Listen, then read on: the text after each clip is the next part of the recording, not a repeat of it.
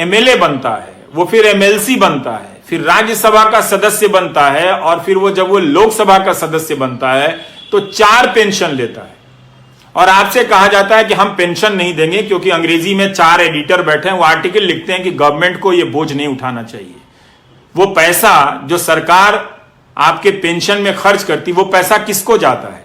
5 बड़े उद्योगपतियों को जाता है जब उनका धंधा चौपट हो जाता है।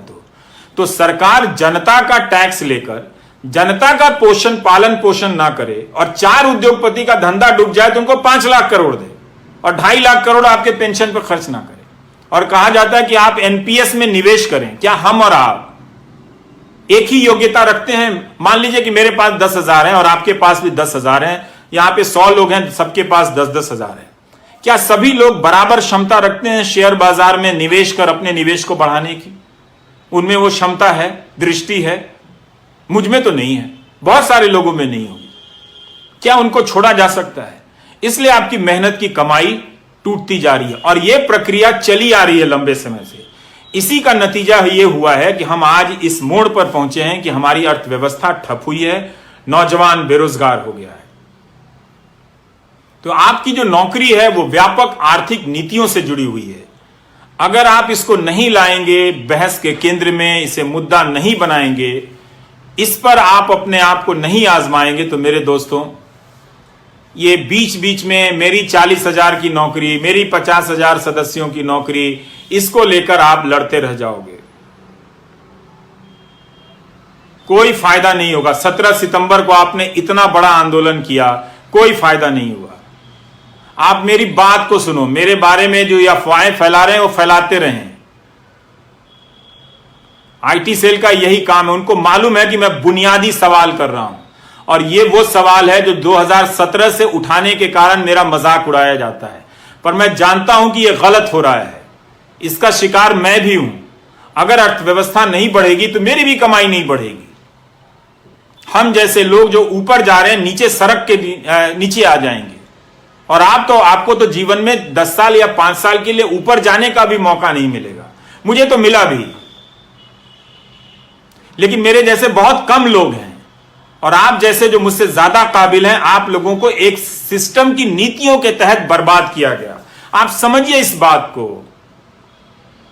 आपको जिसका भी समर्थक रहना है बनिए, लेकिन रोजगार के सवाल पर जुनून पैदा कीजिए, धर्म के सवाल पर नहीं, जाति के सवाल पर नहीं, वरना आप बेरोजगारी के दौर से गुजरते हुए बुढ़ापे में जाएंगे और तब आपके लिए वो 1,000 रुपए सामाजिक सुरक्षा के लिए होंगे, जिसे प्रधानमंत्री ऐसे बताते हैं जैसे 1 करोड़ रुपए उनकी झोली में डाल दिया हो।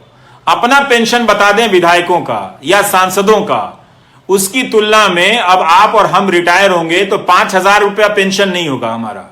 हम कैसे जिएंगे, ये हमारा सवाल है।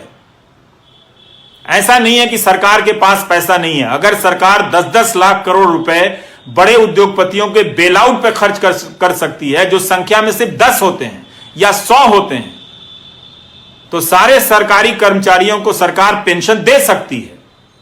आपने 20 साल का यह दौर बिना पेंशन का देख लिया। कई लोगों ने जो ग्रामीण डाक सेवा में काम करते हैं, उनके किसी एक बच्चा बाहर के देश में नौकरी करता था, उसने लिखा कि यह समस्या बहुत बड़ी है, हमारे पिताजी और उनके दोस्तों का की पेंशन नहीं आ रही है, आप उठाइए। ये 2018 की बात होगी या 19 की बात होगी। तो मैं इस विभाग को नहीं जानता था, तो उस लड़के ने कहा कि मैं न्यूजीलैंड या कहीं हूं तो मैं कमाकर अपने पिता को भेज देता हूं। पर उन्हें बहुत शर्मिंदगी होती है कि सरकारी नौकरी में 40 साल रहने के बाद भी बुनियादी जरूरतों के लिए बेटे पर निर्भर हैं।